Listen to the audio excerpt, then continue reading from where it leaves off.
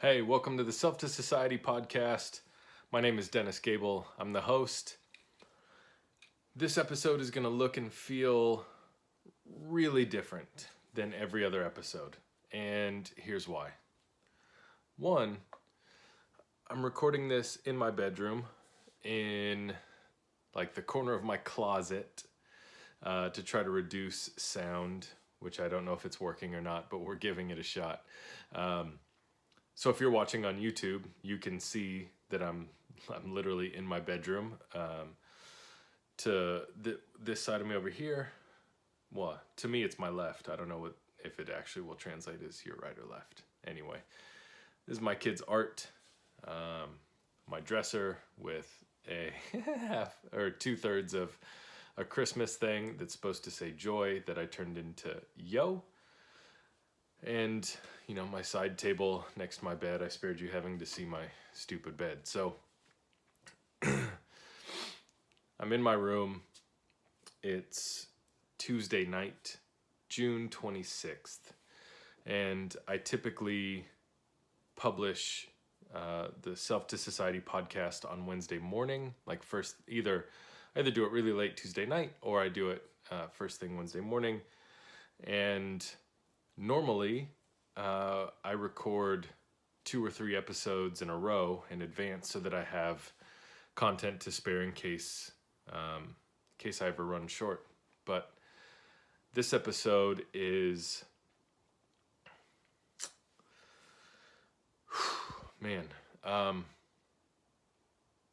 this episode is about the concept of consent, and it came from a really difficult interaction.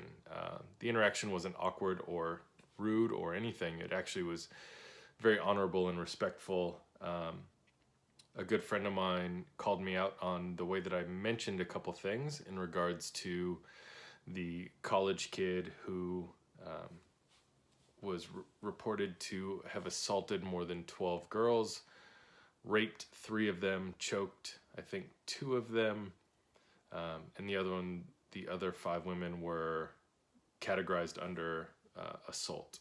And he did all of those things, and he received 3 years behind bars. 3 years behind bars. In the state of Arizona, if you get 2 extreme DUIs, your sentence is 5 years. Could be up to 10. It sort of depends. 5 years. I'm not saying, oh my God. I'm not saying that drinking and driving or putting yourself in a position to get a DUI is wise or intelligent or safe or healthy. What I'm saying is, I'm trying to compare the depth here. So, with the concept of consent, I don't know that I should apologize, but what I'm going to say is that the following 16 minutes or so probably aren't going to have a lot of laughter and joy in them. This is not fun. This is not a fun or easy topic to discuss, but I posted about that article regarding the college student. One of my friends called me out, and she suggested that I be a voice against what we call rape culture. And my friends in the LGBTQ community know me very well to be an ally and an advocate and someone where they can find peace and grace through any element of their life. And so I'm not entirely sure why choosing to be an ally on this conversation is much more difficult. But I guess that truth will come out in the next 15 minutes. So, deep breath. I'm going to take a drink of my beer.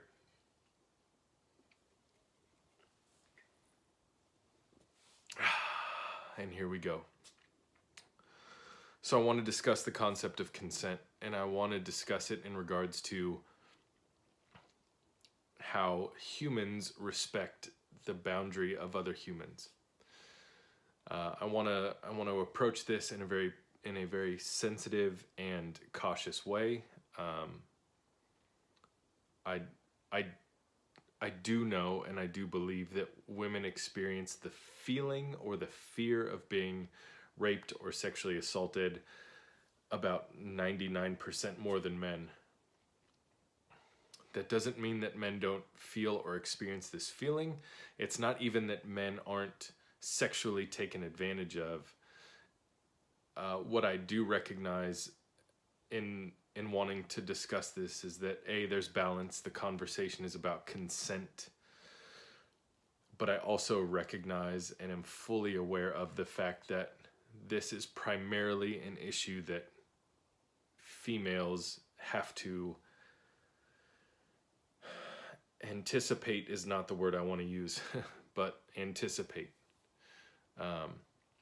be aware of, be cognizant to the reality that this type of behavior exists. And so I'm going to tell you two stories.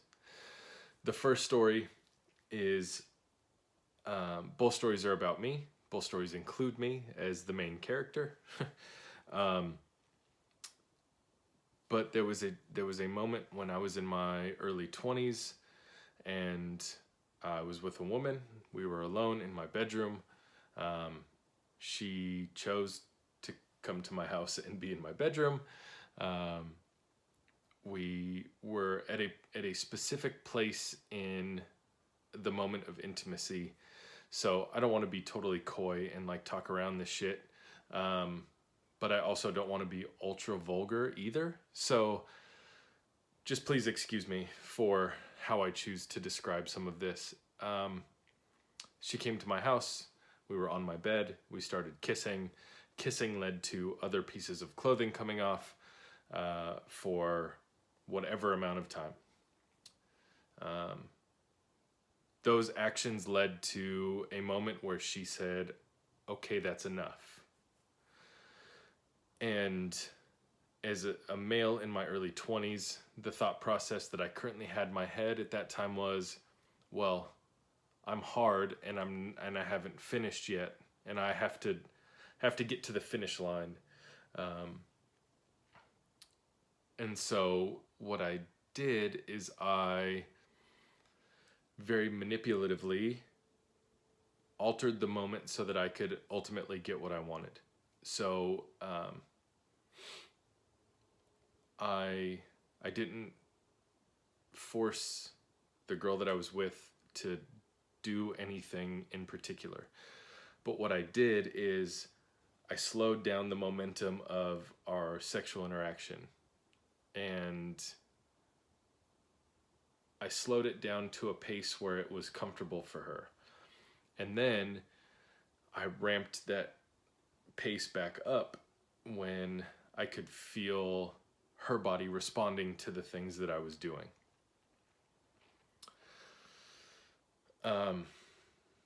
Ultimately, in that moment, what I want to acknowledge is that I didn't honor somebody's request for no. I didn't honor the request of female saying, "This is enough, this is as far as I want to go or be." Instead, what I was aware of and what I paid most of my attention and energy to was my desire to come. And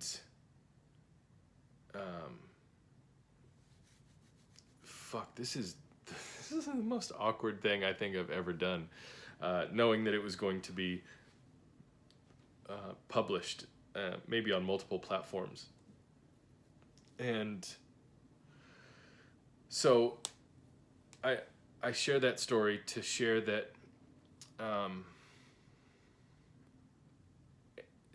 simply being a man, I don't think makes us inhumane with our sexual drive. I do know that there was a moment in my life where no wasn't wasn't the answer that I wanted to hear, and I found a way to manipulate no. That's what I'm really grateful for, is that in that moment I could recognize that no was what was being said, and I at least altered my behavior. Even though I manipulated, I'm not justifying or trying to take away from the fact that I handled that in a manipulative and aggressive way, but I'm grateful that I at least had the cognitive ability to say, okay, change the course of something. And there are men who I'm not sure how they process that shift, but it's very clear that there are men in this world who don't process no in any way, other than to continue to accelerate, which is not okay. The idea that men anywhere in this world think that they can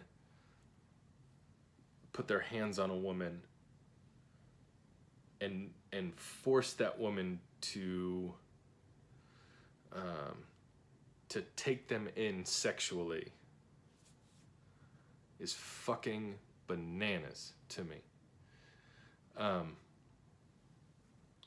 It's absolutely bananas, and I realize that there are cultural references in the history of humanity that point to the idea that rape was in some way consensual in different parts of culture.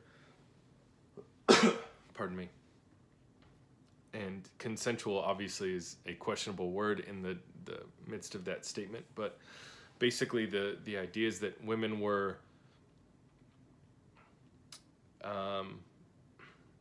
accepting, well, they were forced to sleep with men, and they had no choice but to do it. That's really how that narrative goes, is that young women were forced to sleep with men of power, and there was nothing they could do about it.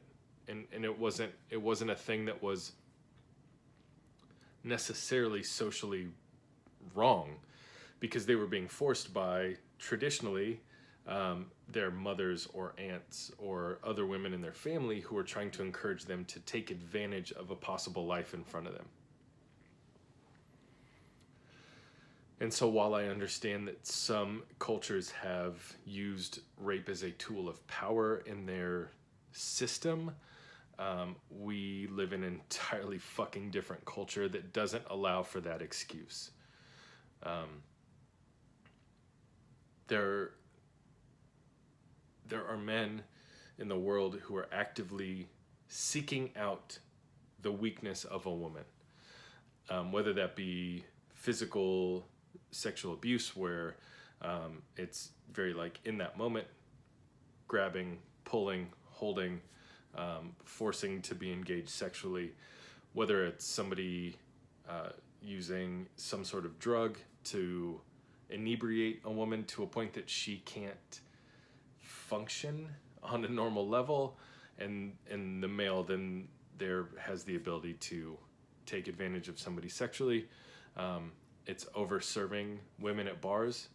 I was in the bar industry for a long time, and the thing that I saw, I did see women being drugged. I saw a bunch of shit in that industry that I didn't want to see, but one of the things that I did see more often than not, and it was my responsibility to say, actually, she doesn't want that shot, is men trying to overserve women.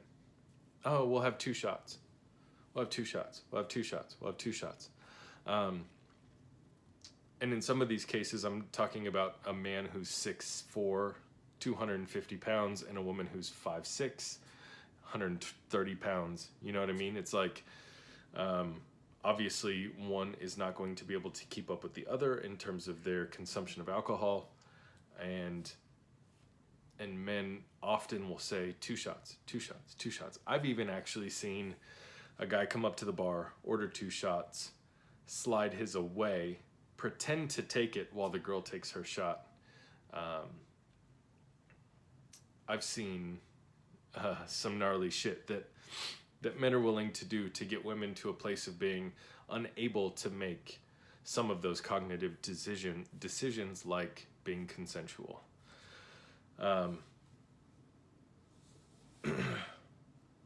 If there are men listening to this episode, what I want to ask you is to really go back through your life,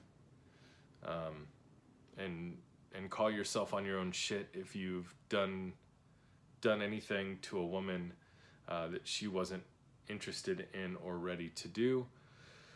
What I would suggest is that you take that information somewhere, to a journal, to the fucking top of a mountain where you scream it all out, to a friend, to a pastor, to a therapist, to a priest. I actually don't fucking care where you take that information, but take it somewhere, because my hope is that if you're listening to this podcast, you're in a space where you're hoping to improve, and so my hope is that you're no longer in that same space where you did those activities, and that you can move forward as a human and as an adult and as a man.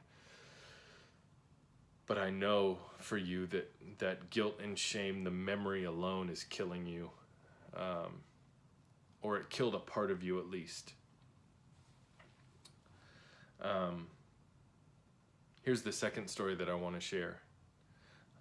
There was a moment in my life where I was with a female. We were being intimate, and that intimacy led to our clothes coming off, which led to me laying on my back and the girl being on top of me. And the female said, "I want you inside of me," to which I responded, "Do we have a condom?" To which the response was, "No." I then said, "Well, then I won't be inside of you." And that answer wasn't good enough. So there was, a handful of more repetition, different ways of saying the same thing, to the point that she literally, this is so fucking weird to talk about on these platforms. She wiggled her body. She was on top already, but put her body in a space where she was trying to put me inside of her herself. And with very little regard, I grabbed her by the hips and I pushed her off me and simply said, "I told you that I didn't want to do that." Which as a man was a really weird space to be in. This is obviously a topic that's not discussed very often.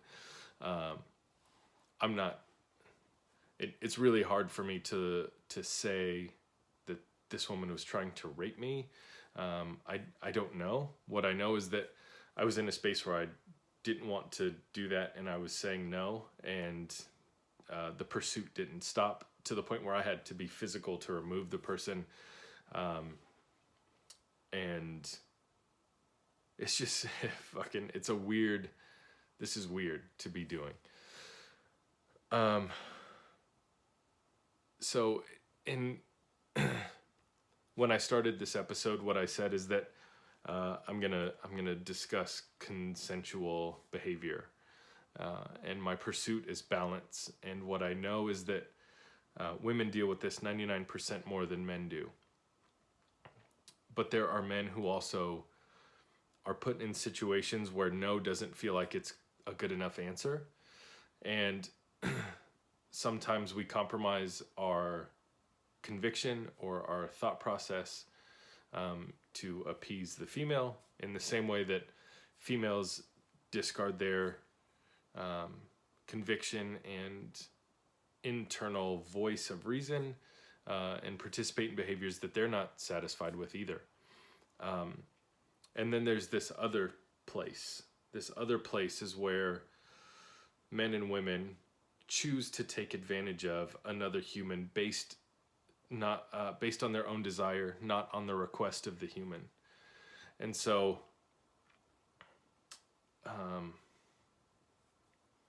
man, I may have to do 2 or 3 episodes about this topic, because I want to be fair and give this topic as much justice as possible. I also know that I've only really scratched the surface with this content that I've shared and the stories that I've shared.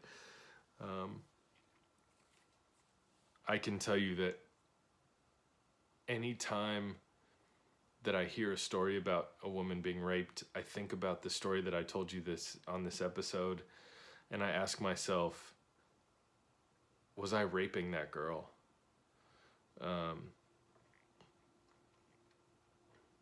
And so whether I did or didn't, or was or wasn't, I've been haunted by that moment for 13 years.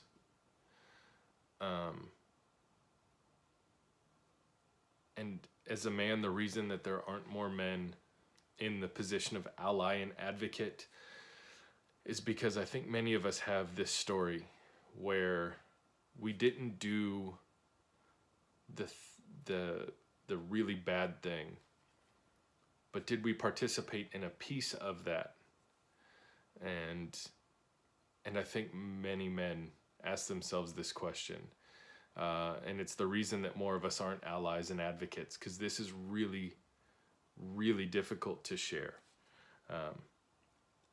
And so I hope that you accept and embrace the vulnerability of this episode. I'm sorry that it was so choppy and so many ums, and the sound quality probably is terrible because I'm doing it by myself in my bedroom. But if you got all the way to the end of this episode, thank you. If you're a male and you got to the end of this episode, I would encourage you to share your story with somebody. If you're a female that got to the end of this episode, I would encourage you also to share your story with somebody. Thank you guys for listening. There will be another episode next week. And I'm going to show up on Instagram and maybe YouTube with some follow-up to this here, because it's just too heavy and I've got too much left to say, but I've already far exceeded my normal time. So I'm going to end this episode. If you have any questions or comments, please feel free to DM me, or email me, or fucking text me. You could probably send me a letter if you needed to as well. But thank you for listening, and we'll chat soon.